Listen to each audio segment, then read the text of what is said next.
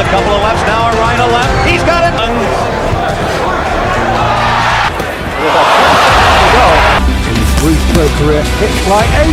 Peu de boxeurs peuvent se vanter d'une carrière aussi remarquable et remplie de succès que Mike Tyson. Il détient des records mondiaux tels que le plus jeune champion du monde poids lourd, le champion du monde poids lourd le mieux rémunéré de l'histoire et celui qui a le plus grand nombre de KO les plus rapides au cours de sa longue carrière. Iron Mike a connu des ascensions fulgurantes, des chutes écrasantes, des scandales de dopage et un emprisonnement. La réputation de Mike et le charme de son nom étaient si intimidants que beaucoup de ses adversaires étaient effrayés avant même le combat. Le 20 mai 1986, Iron Mike a affronté peut-être l'adversaire le plus détesté de sa carrière, Mitch Green, un boxeur prometteur avec une carrière amateur très solide, qui avait auparavant fait partie d'un gang de rue à Bronxville, en conflit avec un gang dont Tyson avait également fait partie durant ses années de lycée. L'atmosphère avant leur combat était tendue au maximum. Le prétendant arrogant n'a montré aucune timidité et a même promis de tuer Mike. Cependant, sur le ring, toute l'arrogance de Green a littéralement disparu après le premier coup manqué. En sentant la force de son adversaire, Mitch a cessé de penser à gagner et s'est concentré uniquement sur sa survie. À un moment donné, Mike a commencé à se moquer de son adversaire, dansant devant lui avec les mains en bas et esquivant facilement les rares coups, puis il a enchaîné une série de coups de poing. Pour être honnête, Tyson n'a même pas essayé de mettre KO son adversaire arrogant, mais a accumulé des points tranquillement dans une domination totale. Malgré une course tout au long du combat, Green a réussi à aller jusqu'au bout et la victoire par décision unanime des juges a été attribuée au magnifique Mike.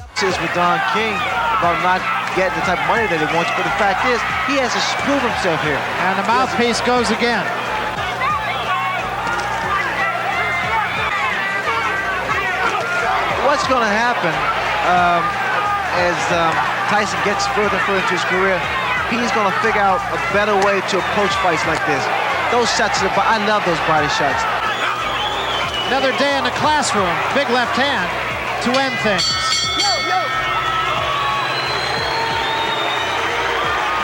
For the winner, for his 21st straight win and as many fights, Mike Tyson. Le 22 janvier 1988, le jeune Tyson de 21 ans a affronté l'adversaire le plus célèbre de sa carrière, Larry Holmes, qui après 2 défaites inattendues contre Michael Spinks, avait mis fin à sa carrière et accepté de monter sur le ring contre le jeune lion pour une bourse de 3 millions de dollars et une petite chance de devenir le champion incontesté des poids lourds du monde. En réalisant que la bourse n'était pas un cadeau, Larry a tenté de susciter l'intérêt du public avant le combat avec de grandes déclarations, en parlant de manière désobligeante de son futur adversaire. Il affirmait qu'il n'y avait absolument rien de spécial chez Mike et qu'il démontrerait clairement à tous le véritable niveau du jeune champion. Cependant, le vétéran Larry n'était plus le même, et ses performances et son bon jeu de jambes n'étaient visibles qu'épisodiquement. Mike était supérieur à son adversaire, principalement en termes de vitesse. Larry n'a pu résister à l'assaut furieux du champion que pendant 3 rounds complets, et au 4e round, c'était la fin. 3 fois, Tyson a envoyé son adversaire au sol, et après la 3e chute, l'arbitre Joe Cortez a donné le signal pour arrêter le combat. Mike Tyson is in charge. He's the boss, and Larry's down for there's lightning in the fist. Big right hand, followed up. The end of a great career is imminent for the big shot. Right hand hurt Larry again. He's back to the body, goes to throw right hand, gets clipped with a big right hand. He won't get up from this one. It's all over. Joe Cortez has seen enough, and Larry Holmes is knocked out. He doesn't count him out, but he's out. It looked a bit like Larry was in the process of throwing a right hand. They get caught up in the ropes, and so he's totally exposed, and Mike throws one more right hand, and that's all the inside of Larry's skull could take.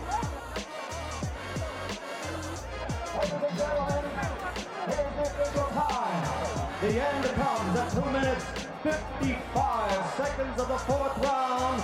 The winner, and still the undisputed, undefeated heavyweight champion of the world, Iron Mike Tyson.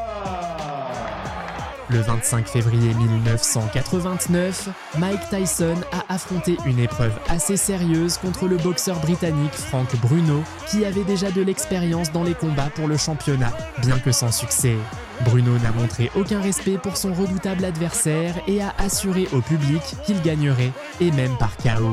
Avant d'affronter Tyson, Bruno avait un impressionnant palmarès de 32 victoires, dont 31 par KO, et n'avait perdu que 2 combats contre les puissants James Smith et Tim Witherspoon.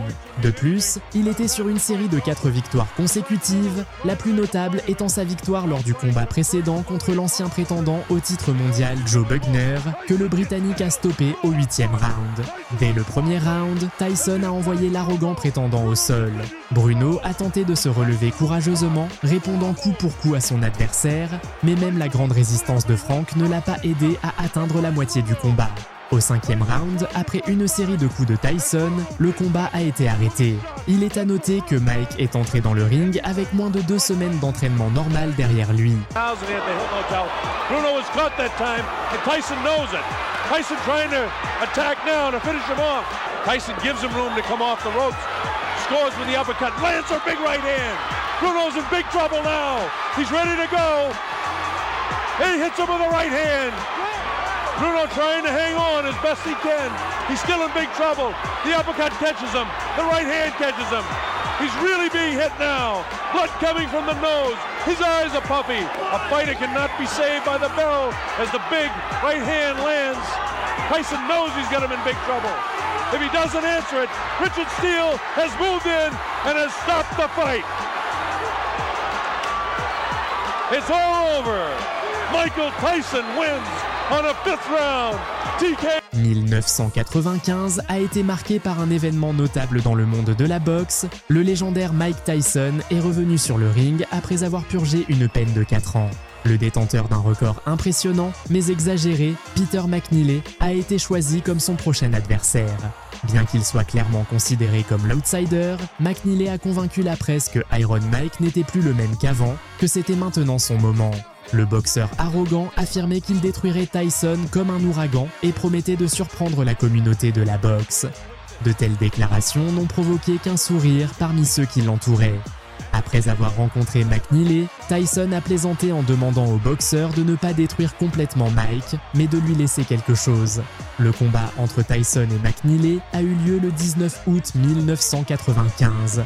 En essayant de soutenir ses paroles par des actions, Peter a attaqué agressivement son adversaire dès la première cloche, mais la disparité de puissance et de compétences générales était incomparable. Dès le premier round, Tyson a envoyé son adversaire arrogant au sol à 2 reprises. Après la deuxième chute de McNeeley, les membres de son équipe ont sauté sur le ring, ce qui, selon les règles, obligeait l'arbitre à arrêter le combat et à accorder la victoire à Tyson par disqualification de McNeeley.